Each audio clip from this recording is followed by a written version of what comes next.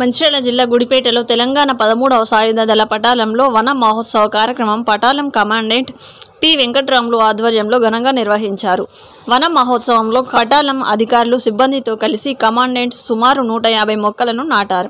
ఈ సందర్భంగా వెంకట్రాములు మాట్లాడుతూ మనం నాటే ప్రతి మొక్క భవిష్యత్తులో వృక్షమై భావితరాలకు ఆక్సిజన్ అందిస్తోందని, ప్రతి ఒక్కరూ విధిగా తమ తమ పరిసరాలలో మొక్కలు నాటి వాటిని పరిరక్షించాలని పిలుపునిచ్చారు.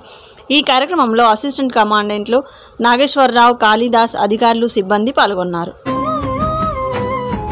కృతజ్ఞతకు నోచని శ్రామికులు,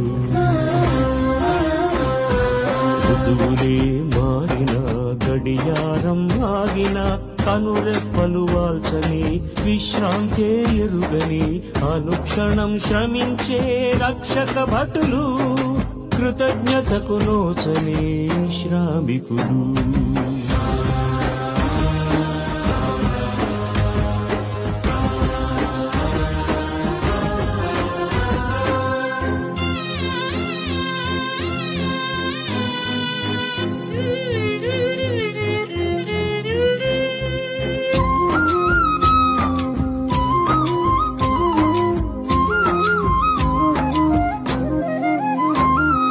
వాహనాల గమనాన్ని నిర్దేశిస్తూ